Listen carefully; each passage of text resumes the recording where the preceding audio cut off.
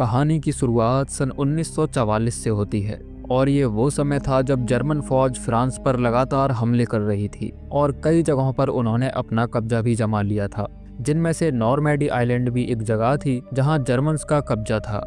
फिर हम कुछ बोट्स को ओमाहा बीच की तरफ जाते हुए देखते हैं, जिनमें हजारों अमेरिकी सैनिक बैठे हुए हैं और ये सब उस आइलैंड को जर्मन्स के कब्जे से छुड़ाना चाहते हैं। लेकिन नाव में बैठा हर एक जवान मौत को सामने खड़ा देखकर डरा हुआ है।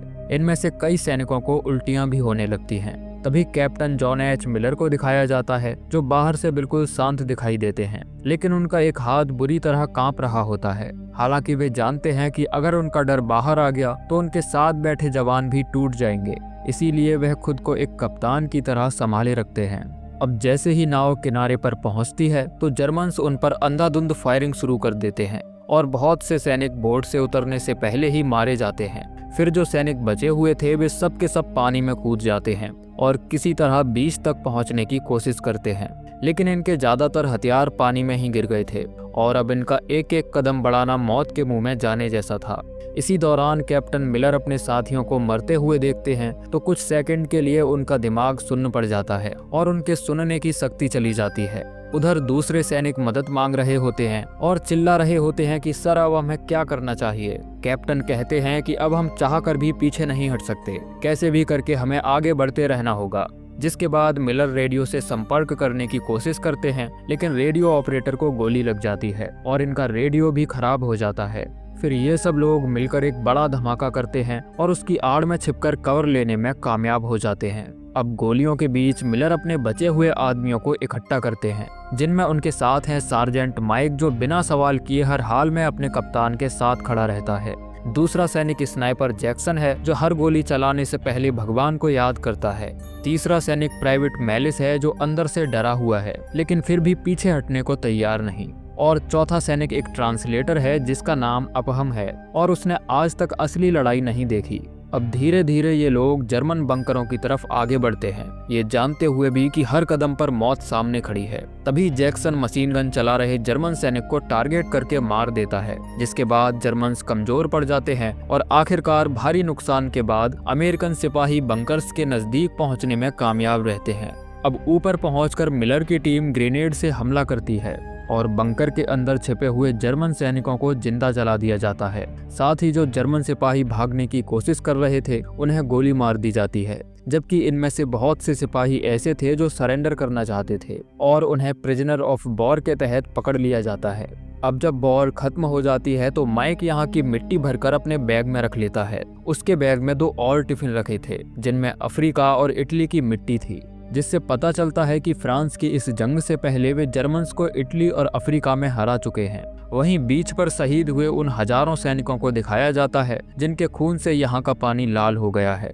फिर सीन अमेरिकन हेडक्वार्टर के अंदर शिफ्ट होता है। यहाँ उन महिला टाइपराइटर्स को दिखाया जाता है जो जंग में शहीद हुए सैनिकों के घर वालों को टेलीग्राम भेज रही हैं। तभी इन्हें पता चलता है कि एक ही परिवार के 3 बेटे युद्ध में मारे जा चुके हैं, जिनका नाम शॉन, पीटर और डैनियल रायन है। जब ये खबर जर्नल को पता चलती है तो उसे बहुत दुख होता है। तभी उसे बताया जाता है कि इनका एक चौथा भाई भी है, जिसका नाम प्राइवेट जेम्स फ्रांसिस रायन है और फिलहाल वह नॉर्मैंडी में कहीं पर जंग लड़ रहा है, लेकिन ये नहीं पता कि वह जिंदा है या मर चुका है। जिसके बाद ये खबर यूनाइटेड स्टेट के आर्मी चीफ ऑफ स्टाफ तक पहुंचती है और वह ये फैसला करते हैं कि रायन को ढूंढने के लिए एक टीम बनाई जाएगी और उस माँ के आखिरी बेटे को हर हाल में बचाकर घर वापस भेजा जाएगा, ताकि इस जंग में एक माँ अपने सभी बेटों को ना खो दे। इस मिशन के लिए कैप्टन मिलर को चुना जाता है और उन्हें आदेश मिलता है कि वह अपने 8 आदमियों के साथ दुश्मन के इलाके में जाकर रायन को ढूंढें। मिलर सवाल करता है कि एक आदमी के लिए इतने लोगों की जान जोखिम में डालना क्या सही है, क्योंकि इतने बड़े युद्ध में एक सिपाही को ढूंढना कोई आसान काम नहीं है। ये घास के ढेर में सुई ढूंढने जैसा है। लेकिन युद्ध में सवालों की कोई जगह नहीं होती, उन्हें केवल अपने कर्तव्य का पालन करना होता है। जिसके बाद मिलर अपनी टीम के साथ फ्रांस के अंदरूनी इलाके में आगे बढ़ता है। ये लोग न्यूविल शहर के नजदीक पहुंचते हैं और देखते हैं कि पहले से ही एक कंपनी यहाँ फंसी हुई है, जो राहत दल के आने का इंतजार कर रही थी, क्योंकि न्यूविल शहर में बहुत से जर्मन स्नाइपर्स छिपे हुए हैं। आगे जर्मन्स थे, इसीलिए सभी सैनिक बड़ी सावधानी के साथ आगे बढ़ते हैं। तभी एक परिवार इनसे मदद मांगता है, जो कि इस युद्ध के बीच अपने ही टूट चुके घर में फंसा हुआ था। कैप्टन कहते हैं कि इस समय हम मदद नहीं कर सकते, लेकिन कैपार्जो कैप्टन की बात ना मानकर उनकी बेटी को उनसे ले लेता है ताकि उसे शहर के दूसरी तरफ सुरक्षित निकाल सके। लेकिन उसी समय गोली चलती है जो कैपार्जो को लगती है और वह जमीन पर गिर पड़ता है। वह दर्द से तड़प रहा होता है, लेकिन उसके साथ ही इस वक्त उसकी मदद नहीं कर पाते क्योंकि स्नाइपर छिपकर उन पर घात लगाए बैठा है। लेकिन जैक्सन जल्द ही उस जर्मन स्नाइपर की लोकेशन पता कर लेता है जो कि चर्च में छिपा हुआ था और पहले ही शॉट में उस जर्मन स्नाइपर को मार देता है। फिर ये सब कैपार्जो के पास आते हैं और देखते हैं कि वह मर चुका है। इन्हें उसके पास से एक लेटर मिलता है जो कि उसके डैड के लिए था। कैप्टन कहते हैं कि इसीलिए हम बच्चों को अपने साथ नहीं रख सकते क्योंकि यहाँ हर पल खतरा है। अब मिलर अपने बाकी साथियों के साथ आगे बढ़ता है और ये लोग थोड़ी देर आराम करने के लिए एक घर के अंदर जाते हैं, पर तभी लकड़ी के टकराने से उस कमरे की दीवार ढह जाती है जिसके अंदर जर्मन्स छिपे हुए थे। जिसके बाद दोनों तरफ से हथियार तन जाते हैं और तनातनी वाला माहौल बन जाता है।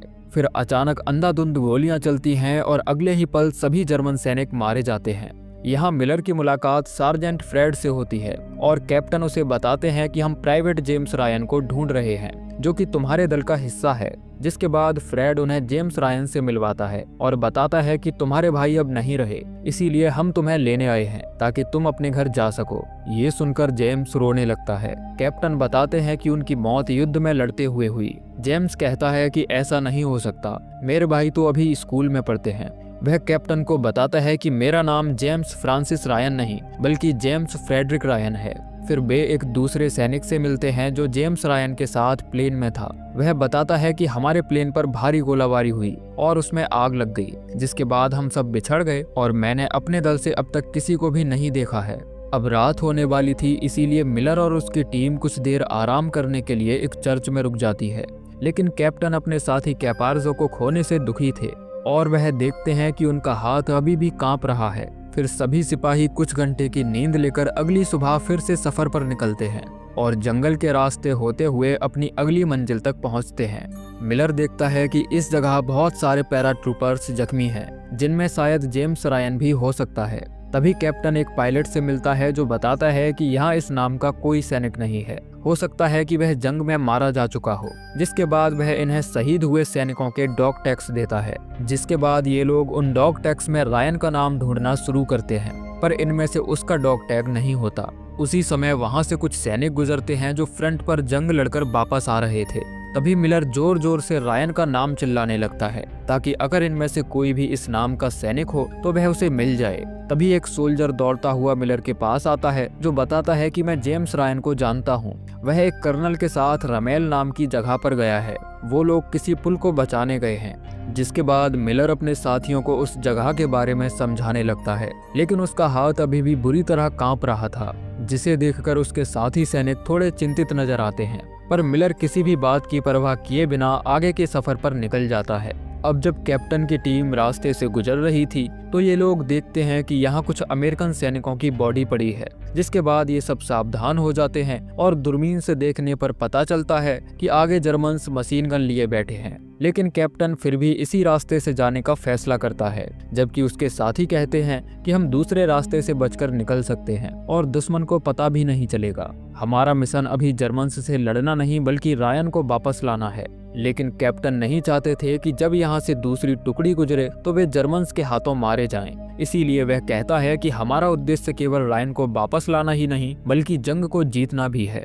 फिर ये लोग जर्मन्स का ध्यान भटकाने के लिए अलग अलग दिशा में भागते हुए आगे बढ़ते हैं और नजदीक पहुंचकर ग्रेनेड से हमला करते हैं। दोनों तरफ चल रही इस जंग में 4 जर्मन सिपाही मारे जाते हैं और ये लोग उस जर्मन मशीन गन पोस्ट पर जीत हासिल कर लेते हैं। पर इस हमले में इनके साथी डॉग को गोली लग जाती है और वह बुरी तरह जख्मी हो जाता है।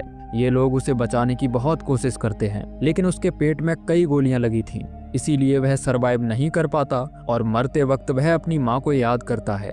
तभी ये लोग एक जर्मन सैनिक को जिंदा पकड़ लेते हैं और उसे बहुत मारते हैं, लेकिन कैप्टन उसे जान से मारने की बजाय उससे गड्ढा खुदवाता है ताकि वह अपने मरे हुए साथियों को दफना सके। लेकिन मिलर भी कहीं न कहीं अंदर से बुरी तरह टूट चुका था। शायद उसे अपने फैसले पर पश्चाताप हो रहा था, इसीलिए वह एकांत जगह बैठकर रोने लगता है। फिर ये सब अपने मरे हुए साथी को दफनाते हैं, लेकिन ये जर्मन सैनिक मिलर के सामने गिड़गिड़ाने लगता है और कहता है कि मुझे जाने दो, जिसके बाद मिलर उसकी आंखों पर पट्टी बांधकर उसे जाने देता है, क्योंकि वह एक युद्ध कैदी है। उसने सरेंडर किया है, इसीलिए उसे मारना युद्ध के नियमों के खिलाफ है। लेकिन कैप्टन के इस फैसले से उनका कोई भी साथी खुश नहीं था। वे सब अपने मारे गए साथी की मौत का बदला लेना चाहते थे, लेकिन उन्हें कैप्टन के ऑर्डर्स मानने पड़ते हैं और उस जर्मन सिपाही को जिंदा छोड़ दिया जाता है। इसीलिए रायवन कैप्टन का विरोध करता है और कहता है कि ऐसा कैसे हो सकता है कि एक जेम्स रायन की जिंदगी हमारे मारे गए 2 साथियों की जान से ज्यादा कीमती है, जबकि अभी तक हम उसे ढूंढ भी नहीं पाए हैं। इसीलिए रायवन कैप्टन के साथ आने से मना कर देता है और कहता है कि मेरे लिए ये मिशन यही खत्म हो चुका है, चाहे इसके लिए मुझे जेल ही क्यों ना जाना पड़े। अब जब रायवन कैप्टन के ऑर्डर्स नहीं मानता तो माइक उस पर गन तान देता है और कहता है कि अगर तुमने ऑर्डर्स नहीं माने तो गोली मार दूंगा।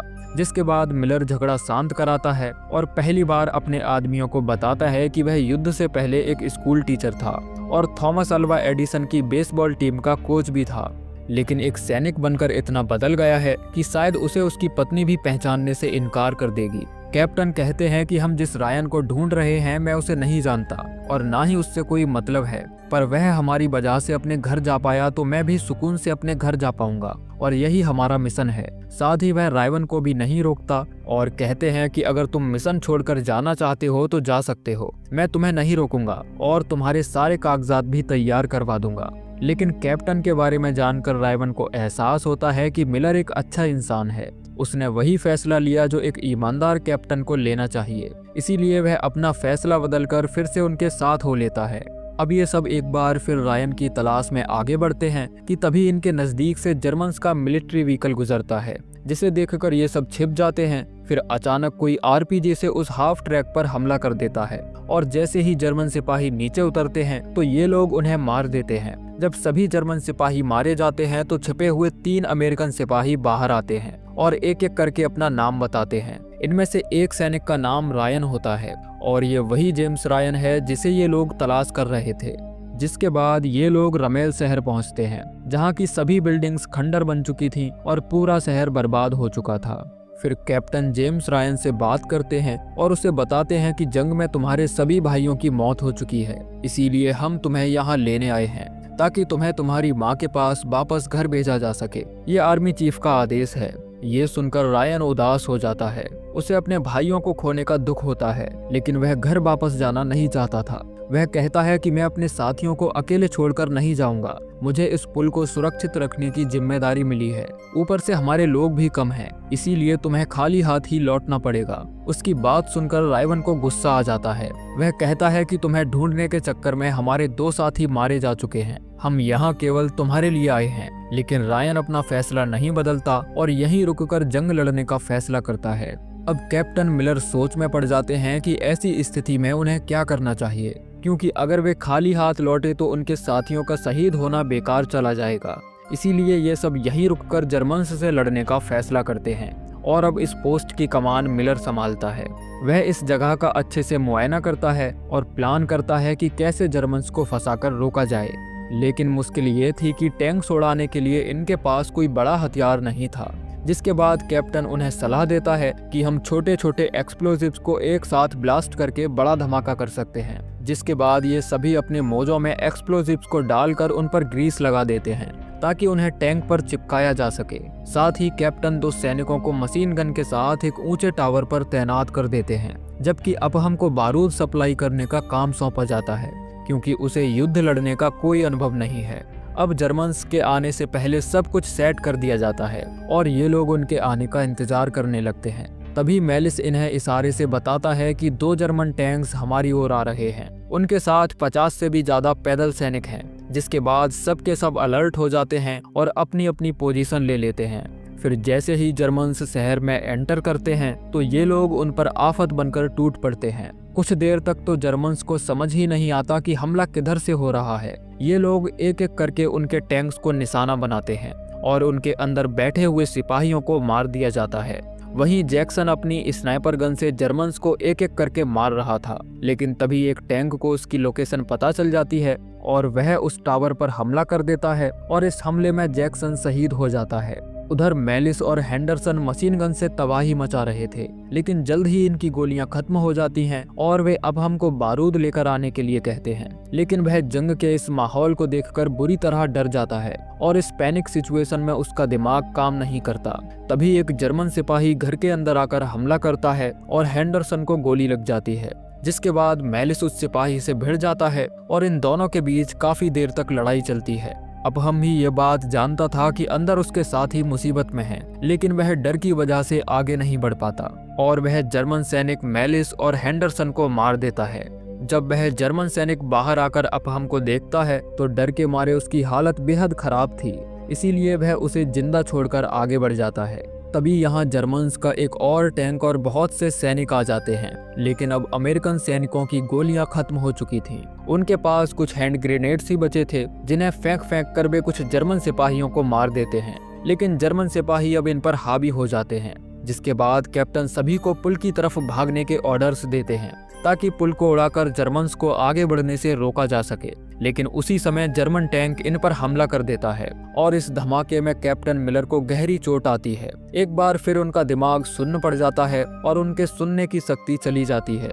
वे देखते हैं कि उनका साथी माइक भी मर चुका है और जर्मन्स लगातार आगे बढ़ रहे हैं, जिसके बाद कैप्टन एक बार फिर पुल उड़ाने की कोशिश करते हैं, लेकिन तभी सामने से गोली चलती है जो उसी जर्मन सैनिक ने चलाई थी जिसे युद्धबंदी बनाकर कैप्टन ने छोड़ दिया था।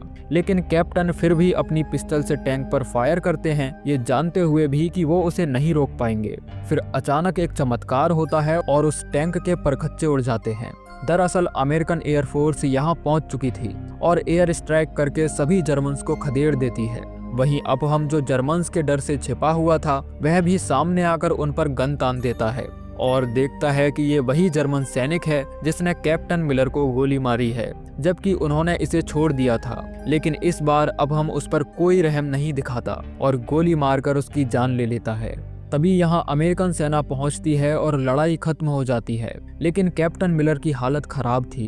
गोली लगने से उनका काफी खून बह चुका था और इस लड़ाई में केवल उनके दो साथी रायवन और अपहम ही जिंदा बचे थे। फिर वे रायन को अपने नजदीक बुलाते हैं और कहते हैं कि इसे काबिल बनाना, यानी कि इस बलिदान को जिंदगी भर याद रखना। इन्हीं शब्दों के साथ वे इस दुनिया को अलविदा कह देते हैं और ये कहानी यहीं खत्म हो जाती है, जिसके बाद रायन को सुरक्षित उसके घर भेज दिया जाता है और कहानी वर्तमान में वापस आती है। हम देखते हैं कि जेम्स रायन अब बूढ़ा हो चुका है। वह अपने परिवार के साथ वॉर मेमोरियल जाता है और कैप्टन मिलर की कब्र के पास बैठकर उन्हें धन्यवाद देता है। वह कहता है कि कैप्टन, आपके कहे गए शब्द मुझे आज भी याद हैं। मैंने अपनी जिंदगी बहुत अच्छे से जी। मैंने इस जिंदगी को जाया नहीं होने दिया जो आप सबने अपनी जान गंवाकर मुझे दी। जिसके बाद वह कैप्टन को सल्यूट करता है और इसी के साथ ये सच्ची कहानी एंड हो जाती है। तो दोस्तों, ये थी कहानी सेविंग प्राइवेट रायन मूवी की, जो जरूर आपको पसंद आई होगी। बाकी आप लोग हमें कमेंट करके बता सकते हैं कि आपको ये कहानी कैसी लगी। मिलते हैं अगली वीडियो में, तब तक के लिए जय श्री कृष्णा।